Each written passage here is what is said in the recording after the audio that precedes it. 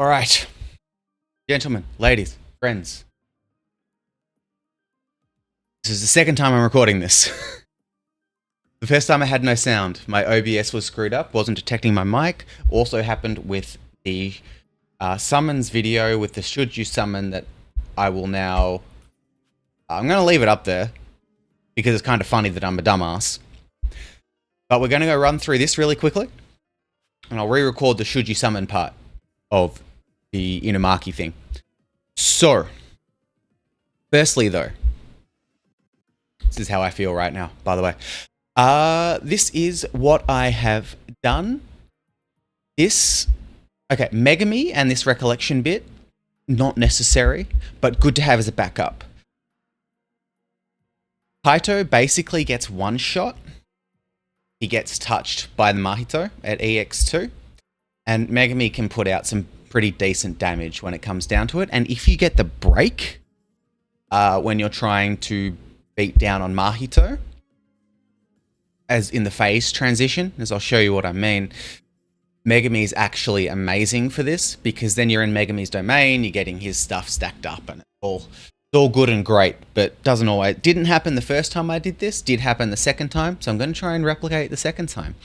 Outside of that, we're just bringing max damage for recollection bits that I've got, so here and here, and we're going to do the old double stack pride trick. So the key turns, turn 3 is basically the key turn. That's the turn where you stop attacking with Gojo, and I'll show you what I mean.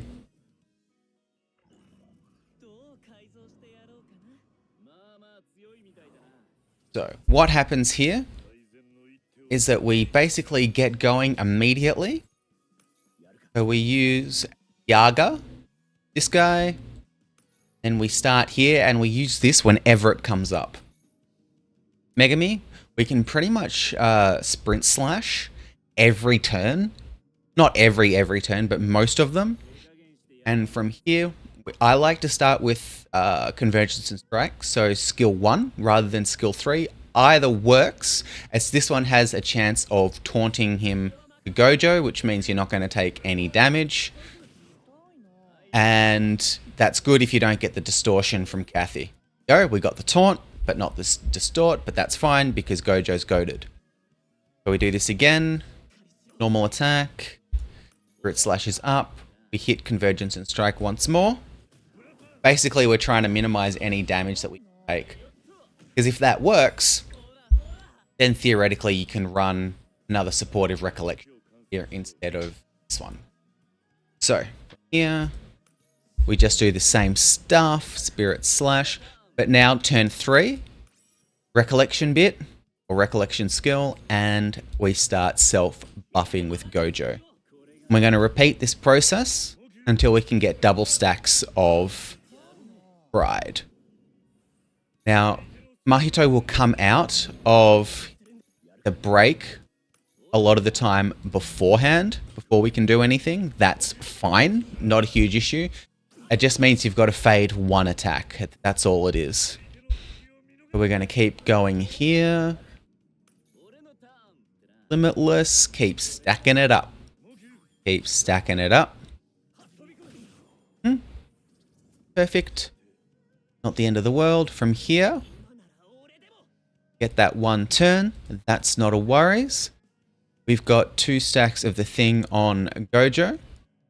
So what we can do here is Shadow Garden. Depending on how things go, this may or may not get Mahito down. We're actually hoping that it doesn't here. That's best case scenario, believe it or not. Believe it or not, the best case scenario is Mahito keeps the sliver. Is perfect. And the reason why that's good is because we get the break here. Do this because we can, we don't need to, but we can get this farewell slash debuff on him. So as you can see, 96.6% damage taken. One more disclosure. Perfect.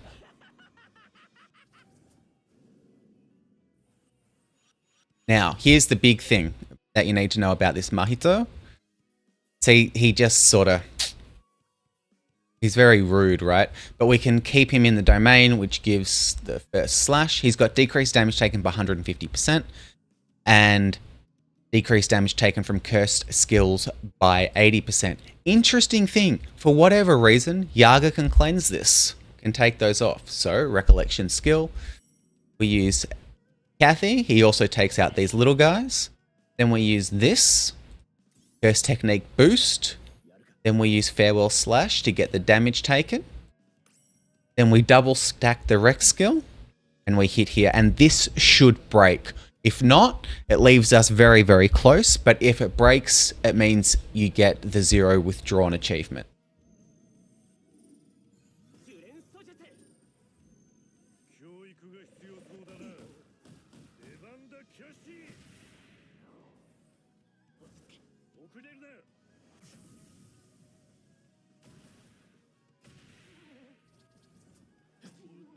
Yep, there's the debuff.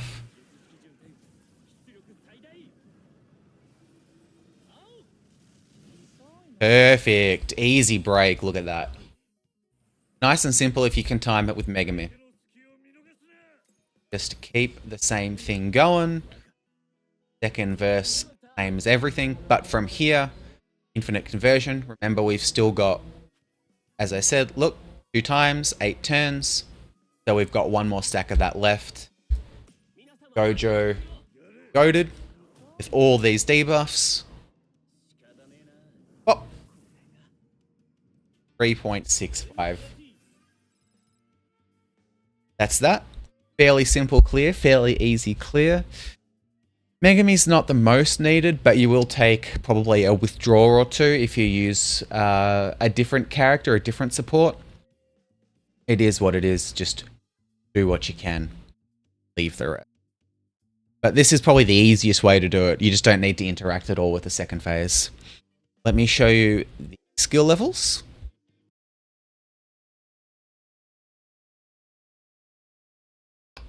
Loading screens, loading.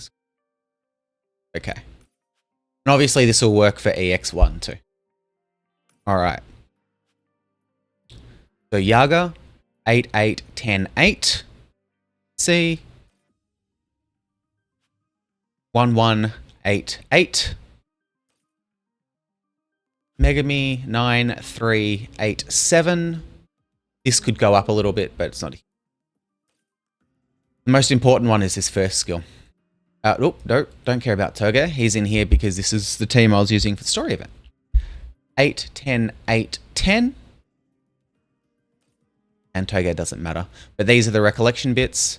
As I said, you could take this off, put another damage-based one on, or put a support one on. It's totally up to you. Whatever you want. I like this just as a little bit of assurance against this guy getting targeted. On the first run I did with the full clear, I needed this to keep him up because he got hit by Mahito on turn 1, and he went from 15k, 16k HP to about 1,000, and I needed a bit more. But that's that. Catch you guys in the next one. Hopefully the sound on this works. Joy and peace out.